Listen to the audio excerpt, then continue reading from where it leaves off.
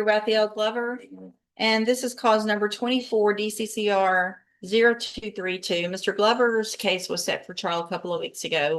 We were about to start with jury selection.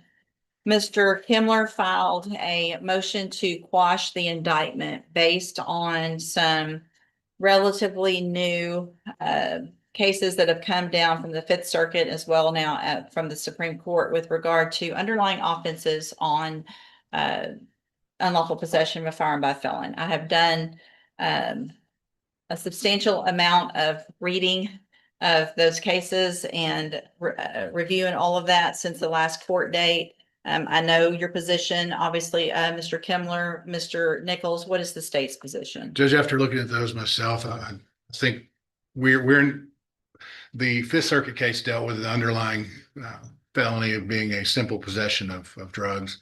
The Supreme Court ruling wasn't so much felon possession of firearm, but a firearm in the possession of a firearm by a drug user. So that was kind of the main theme under all those cases was simple possession, simple drug use does not equal dangerousness. In this instance, Mr. Glover's prior is for child endangerment. And while it is some years ago, on its face, that is reasonable to deduce that's a dangerous prior felony. He also has the intervening felon possession of a firearm in the years since that original conviction. So I think in this instance, the state can make a very clear argument that he's shown a history of dangerousness and that the prohibition on possessing a firearm by a felon should apply and the motion of quash should be denied. All right, thank you. Anything else to follow up? Other than just, I think the inquiry is dangerousness, and obviously drug cases are a subset of dangerousness, lack of dangerousness, but I don't think the ruling is limited simply to drug cases. I think the court's research probably reflects that. The question is whether the underlying felony conviction of endangering a child rises to that level of dangerousness so as to preclude his ownership of firearms or possession of firearms. I would just note that at the time he pled to that, there was no DWI child passenger statute. And I think had that statute been available, that's probably what he would have pled to.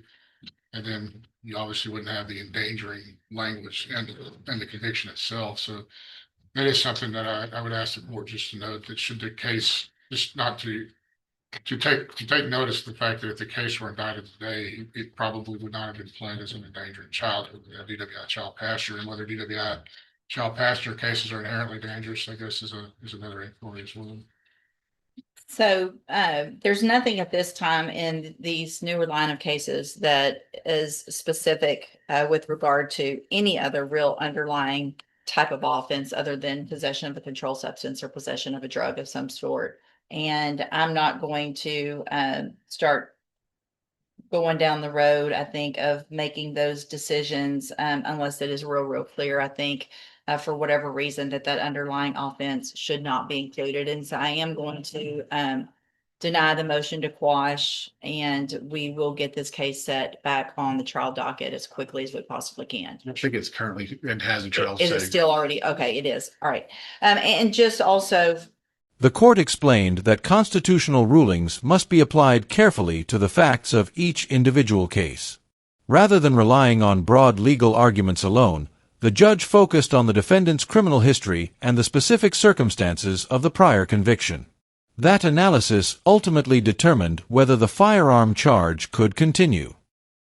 Part of that finding that I'm making is based on the actual facts of the underlying case, regardless of whether or not it's an endangering a child or nowadays a driving while intoxicated with a child passenger. I would think regardless, it's the same, that the facts of this case as reviewed with a young, I think it was a 9-month-old or 8-month-old sitting in the lap of the passenger in the front seat of the car.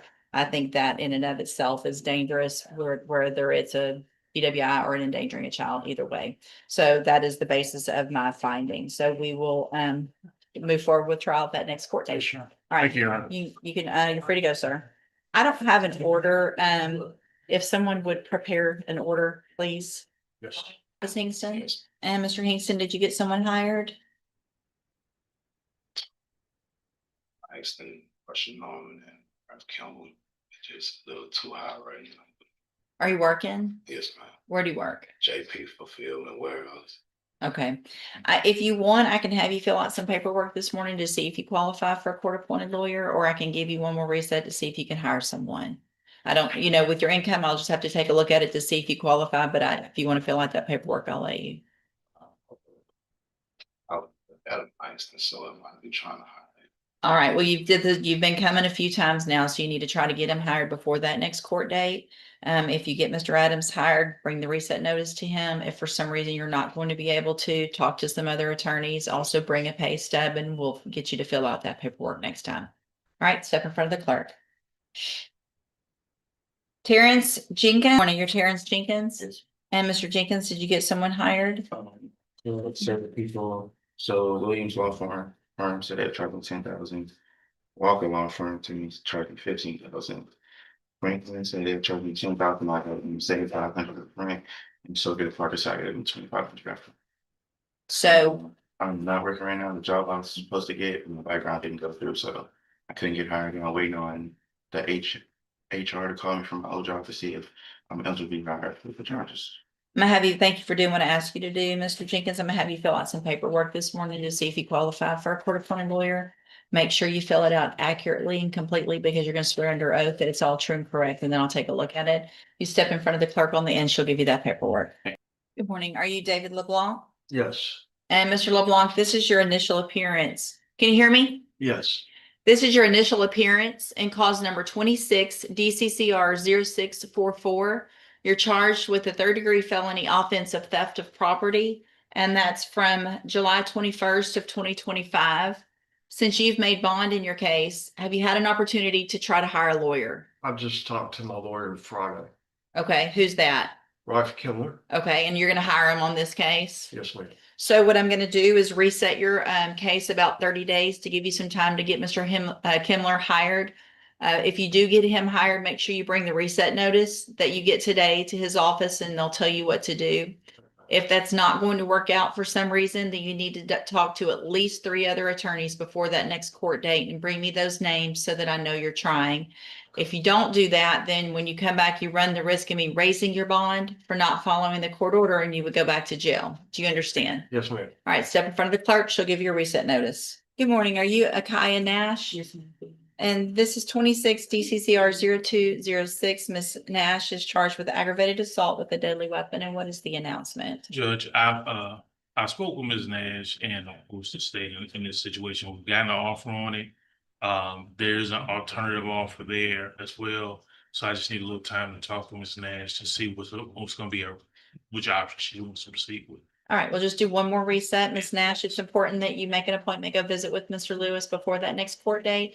So y'all can go over all of your options and we'll get an announcement of what you want to do at the next court date, okay? All right. Good morning, sir. You are Charles Toussaint. Yes, ma'am.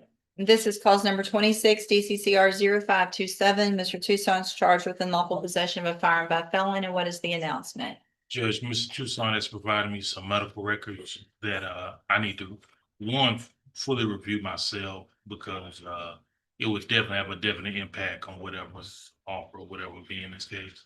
Well, I've let Mr. Smith know that. So if I just get a little time to review that myself and just talk with him. All right. Any issues, Mr. Smith? After weighing both the recent case law and the underlying facts, the judge denied the motion to dismiss. The firearm prosecution remains active, and the case now moves toward trial. The hearing also highlighted how courts balance constitutional rights with public safety concerns.